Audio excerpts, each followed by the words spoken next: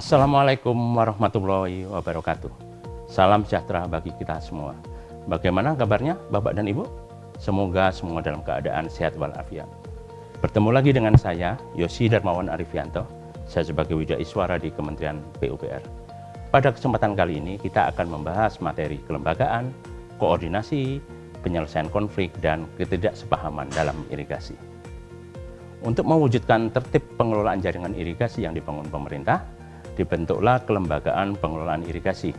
Kelembagaan pengelolaan irigasi tersebut meliputi instansi pemerintah yang membidangi irigasi, Perkumpulan Petani Pemakai Air atau P3A, dan Komisi Irigasi. Perkumpulan Petani Pemakai Air atau P3A merupakan kelembagaan pengelolaan irigasi yang menjadi wadah petani pemakai air dalam suatu daerah pelayanan irigasi yang dibentuk oleh petani sendiri, ya. Kemudian pembentukannya secara demokratis, dan wilayah layanan P3A tersebut adalah jaringan tersier dalam satu desa. Keanggotaan P3A terdiri dari, yang pertama adalah pemilik tanah, yang kedua adalah pemilik penggarap tanah, yang ketiga adalah penggarap, yang keempat adalah pemilik kolam ikan yang mendapat air irigasi, yang kelima adalah kepala desa dan perangkat desa lainnya yang memperoleh sawah dari bengkok. Kemudian yang keenam adalah badan usaha yang mengusahakan sawah atau kolam ikan, dan yang terakhir adalah pemakai air irigasi lainnya. Perkumpulan Petani Pemakai Air dapat membentuk gabungan Perkumpulan Petani Pemakai Air atau GP3A pada daerah layanan, dalam hal ini adalah blok sekunder, kemudian gabungan beberapa blok sekunder atau satu daerah irigasi. Kemudian gabungan Perkumpulan Petani Pemakai Air dapat membentuk Induk Perkumpulan Petani Pemakai Air atau IP3A pada daerah layanan, dalam hal ini adalah blok primer, gabungan beberapa blok primer atau satu daerah irigasi. Untuk mewujudkan keterpaduan pengelolaan sistem irigasi pada setiap provinsi dan kabupaten atau kota, dibentuklah Komisi Irigasi. Komisi Irigasi adalah lembaga koordinasi dan komunikasi antara wakil pemerintah, wakil perkumpulan petani pemakai air tingkat daerah irigasi, wakil pengguna jaringan irigasi untuk keperluan lainnya. Dalam sistem irigasi lintas provinsi dapat dibentuk komisi irigasi antar provinsi. Dalam sistem irigasi yang multiguna dapat diselenggarakan forum koordinasi daerah irigasi. Keanggotaan komisi irigasi dipilih secara proporsional dan dilakukan dengan prinsip keterwakilan dari daerah irigasi yang berada di hulu, tengah, maupun daerah irigasi yang hilir, serta luas daerah irigasi, dan dilakukan berdasarkan tingkat jaringan irigasi teknis, semi teknis, dan sederhana. Mengenai Komisi Irigasi Kabupaten atau Kota, dibentuk dengan keputusan Bupati atau Wali Kota, dan Komisi Irigasi tersebut bertanggung jawab langsung kepada Bupati atau Wali Kota. Kedudukan Komisi Irigasi Kabupaten Kota tersebut adalah di ibu kota kabupaten atau kota. Komisi Irigasi Kabupaten atau Kota mempunyai wilayah kerja yang meliputi: pertama, daerah irigasi yang pengelolaannya menjadi wewenang dan tanggung jawab kabupaten atau kota, yang meliputi daerah irigasi yang luasnya kurang dari 1.000 hektar.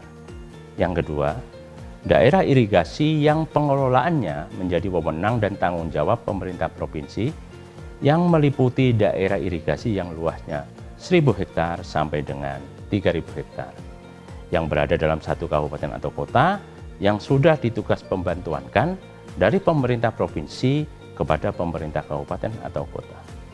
Yang ketiga, daerah irigasi yang pengelolaannya menjadi wewenang dan tanggung jawab pemerintah pusat, yang meliputi daerah irigasi yang luasnya lebih dari 3.000 hektar, dan daerah irigasi strategis nasional yang berada dalam satu kabupaten atau kota, baik yang sudah ditugas pembantuankan maupun yang belum ditugas pembantuankan dari pemerintah pusat kepada pemerintah kabupaten atau kota.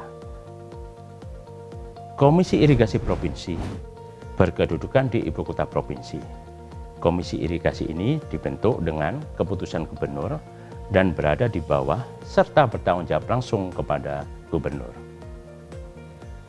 Komisi Irigasi Provinsi mempunyai wilayah kerja yang meliputi: pertama, daerah irigasi yang pengelolaannya menjadi wewenang dan tanggung jawab pemerintah provinsi, yang meliputi daerah irigasi yang luasnya 1.000 hektar sampai dengan 3.000 hektar, atau pada daerah irigasi yang bersifat lintas kabupaten atau kota. Yang kedua, daerah irigasi strategis nasional dan daerah irigasi yang luasnya lebih dari 3.000 hektar yang bersifat lintas kabupaten atau kota, baik yang sudah ditugas pembantuankan maupun yang belum ditugas pembantuankan dari pemerintah kepada pemerintah provinsi. Komisi Irigasi Antar Provinsi apabila dipandang perlu dapat dibentuk atas kesepakatan para gubernur yang bersangkutan pada sistem irigasi lintas provinsi. Kesepakatan tersebut dapat difasilitasi oleh pemerintah. Komisi Irigasi Antar Provinsi berkedudukan di salah satu ibu kota provinsi yang disepakati dengan tenggang waktu sekurang-kurangnya 1 tahun secara bergiliran.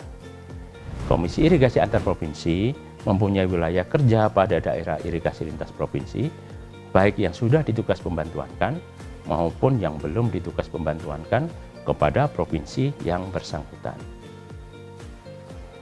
Pengurus Komisi Irigasi terdiri atas yang pertama, Ketua, di mana dalam hal ini Ketua dijabat oleh Kepala Badan Perencanaan Pembangunan Daerah. Yang kedua, Ketua Harian dijabat oleh Kepala Dinas yang membidangi irigasi. Yang ketiga, Sekretaris terdiri dari Sekretaris pertama dijabat oleh Kepala Subdinas yang membidangi pengembangan dan pengelolaan irigasi.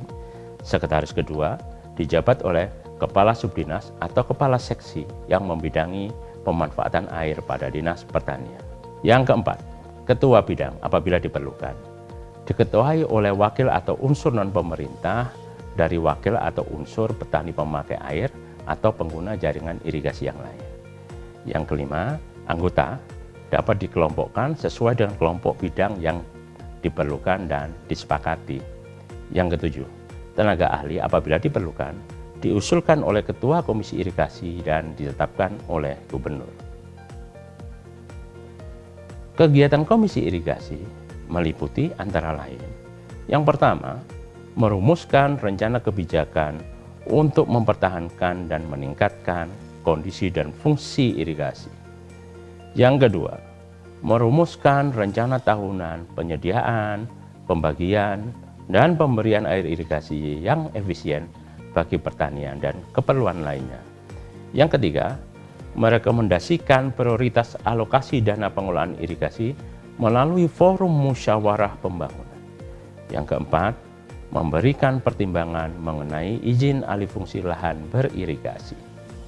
Yang kelima, merumuskan rencana tata tanam yang telah disiapkan oleh dinas atau instansi terkait dengan mempertimbangkan data debit air yang tersedia pada setiap daerah irigasi. Yang keenam, merumuskan rencana pemeliharaan dan rehabilitasi jaringan irigasi. Yang ketujuh, memberikan masukan dalam rangka evaluasi pengelolaan aset irigasi. Yang kedelapan, memberikan pertimbangan dan masukan atas pemberian izin alokasi air untuk kegiatan perluasan daerah layanan jaringan irigasi dan peningkatan jaringan irigasi. Kesembilan, memberikan masukan atas penetapan hak guna pakai air untuk irigasi dan hak guna usaha untuk irigasi kepada badan usaha, badan sosial, ataupun perseorangan. 10. Membahas dan memberi pertimbangan dalam mengatasi permasalahan daerah irigasi akibat kekeringan, kebanjiran, dan akibat bencana alam. Tugas yang lainnya, yang ke-11, adalah memberikan masukan dan pertimbangan dalam proses penetapan peraturan daerah tentang irigasi. Yang ke-12, memberikan masukan dan pertimbangan dalam upaya menjaga keandalan dan keberlanjutan sistem irigasi. Yang ke-13 adalah melaporkan hasil kegiatan kepada gubernur atau bupati atau wali kota mengenai program dan progres, masukan yang diperoleh, serta melaporkan kegiatan yang dilakukan selama 1 tahun. Hubungan kerja Perkumpulan Petani Pemakai Air dengan Komisi Irigasi adalah P3A atau gabungan P3A mengajukan pola tanam dan tata tanam kepada Komisi Irigasi Kabupaten melalui instansi pengelola irigasi. Kemudian, Komisi Irigasi Kabupaten menetapkan pola tanam dan rencana tata tanam per daerah irigasi untuk wilayah kabupaten sebagai pedoman yang harus dilaksanakan oleh Perkumpulan Petani Pemakai Air. Koordinasi adalah suatu usaha kerjasama antar badan atau instansi atau unit dalam pelaksanaan tugas-tugas tertentu sedemikian rupa sehingga terdapat saling pengertian, saling mengisi, saling membantu, dan saling melengkapi. Penyelenggaraan kegiatan pengelolaan operasi dan pemeliharaan, terutama untuk pelaksanaan pembagian pemberian air atau pelaksanaan operasi, merupakan kegiatan lintas sektoral dan keberhasilan dari pengelolaan sangat tergantung dengan progres subkegiatan pendukung. Pengelolaan pemberian dan pembagian air dalam satu daerah irigasi dapat dikelola oleh 2 atau lebih instansi. Agar supaya seluruh kegiatan pengelolaan pemberian dan pembagian air irigasi dapat berjalan dengan baik, maka sangat memerlukan adanya koordinasi dan kesepakatan untuk mendukung keberhasilan pengelolaan. Pemberian dan pembagian air di antara para instansi pengelola irigasi tersebut tertuang dalam suatu kerjasama operasional atau KSO tentang tugas dan tanggung jawab dari masing-masing pengelola irigasi. Surat kesepakatan kerjasama operasional antara pengelola pengoperasi jaringan irigasi dapat dibedakan atas. Yang pertama, untuk daerah irigasi strategis nasional atau lintas provinsi atau lintas negara yang merupakan wilayah sungai kewenangan pusat, maka perlu dibuat KSO minimal antara balai besar atau balai wilayah sungai dengan balai pengelolaan sumber daya air atau dinas SDA provinsi atau kabupaten kota. Yang kedua, untuk daerah irigasi lintas kabupaten yang merupakan wilayah sungai kewenangan provinsi, maka perlu dibuat kerjasama operasional antara dinas sumber daya air provinsi atau balai pengelolaan sumber daya air dengan dinas sumber daya air kabupaten. Rapat koordinasi antara pelaksana pemberian dan pembagian air pertama kali dilaksanakan pada saat diadakan persiapan pelaksanaan Rencana Tata Tanam Global atau RTTG. Agenda rapat membahas beberapa hal antara lain. Yang pertama, organisasi kerja. Yang kedua, tata cara pengaturan pemberian dan pembagian air. Yang ketiga, jadwal pelaksanaan pemberian dan pembagian air. Yang keempat, penyusunan rencana pemeriksaan lapangan. Yang kelima, sosialisasi kepada masyarakat dan pemerintah daerah setempat mengenai rencana kerja. Koordinasi dengan pelaksana pemberian dan pembagian air dan stakeholder biasanya dilaksanakan dengan cara mengadakan rapat bulanan secara rutin yang dihadiri oleh segenap unsur. Pengelolaan irigasi merupakan suatu yang krusial di kalangan masyarakat petani. Sentimen kepentingan setiap pemilik lahan untuk mengairi sawahnya sangat besar. Dalam pengelolaan irigasi, tentu harus ada yang mengatur serta mengerti dan memahami keadaan masyarakat supaya air bisa terbagi rata. Karena kalau tidak terbagi rata, tidak dapat dipungkiri kemungkinan terjadinya konflik sangat besar. Karenanya, dibutuhkan sebuah aturan dan kebijakan yang jelas dalam pengelolaan air dan pembagian air. Dengan demikian, peran pemerintah desa sangat penting karena pemerintah desa dianggap dapat menengahi apabila ada permasalahan di antara petani. Namun, peran pemerintah desa juga kurang cukup menengahi permasalahan tersebut karena seharusnya mengikut sertakan masyarakat petani. Masyarakat petani selayaknya ikut serta dalam pengelolaan irigasi supaya pencegahan konflik di masyarakat bisa terelokasi. Pengelolaan tersebut menyebabkan dampak yang sangat besar dalam berbagai bidang kehidupan seperti ekonomi, sosial, dan lingkungan. Semakin kompleksnya permasalahan yang menyangkut pengalokasian air irigasi menuntut adanya langkah-langkah antisipatif strategis melalui pendekatan partisipatif dalam penyelesaian konflik pengelolaan irigasi. Salah satu strategi yang tepat untuk pendekatan partisipatif dalam penyelesaian konflik adalah dengan penerapan teknik PRA atau Participatory Rural Appraisal, atau lebih dikenal dengan pendekatan partisipatif kondisi pedesaan. Dalam teknik terapan PRA, masyarakat dipandang sebagai subjek, bukan objek. Pemahaman partisipatif kondisi pedesaan atau PRA adalah pendekatan dengan metode yang memungkinkan masyarakat secara bersama-sama menganalisis masalah kehidupan dalam rangka merumuskan perencanaan dan kebijakan secara nyata. PRA juga bertujuan memberdayakan masyarakat, yaitu dengan pengembangan kemampuan masyarakat dalam mengkaji keadaan mereka sendiri.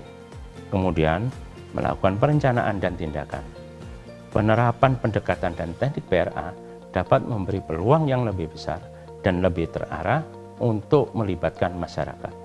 Selain itu, melalui pendekatan PRA akan dapat dicapai kesesuaian dan ketepatgunaan program dengan kebutuhan masyarakat, sehingga keberlanjutan program dapat terjamin. Baiklah Bapak dan Ibu sekalian, tadi telah sama-sama kita saksikan video interaktif tentang kelembagaan, koordinasi, penyelesaian konflik, dan ketidaksepahaman dalam irigasi. Saya ucapkan terima kasih kepada Bapak dan Ibu serta rekan-rekan yang telah berkesempatan untuk menyaksikan video ini. Sebagai tindak lanjut dari pelatihan ini, untuk memperdalam materi, peserta dipersilakan untuk membaca modul, mempelajari bahan tayang, serta sebagai pengayaan, peserta dapat mencari referensi lain seputar kelembagaan, koordinasi, penyelesaian konflik, dan ketidaksepahaman dalam pengelolaan irigasi. Mudah-mudahan apa yang saya sampaikan kali ini dapat bermanfaat bagi kita semua, dan sukses untuk semuanya. Terima kasih. Assalamualaikum warahmatullahi wabarakatuh.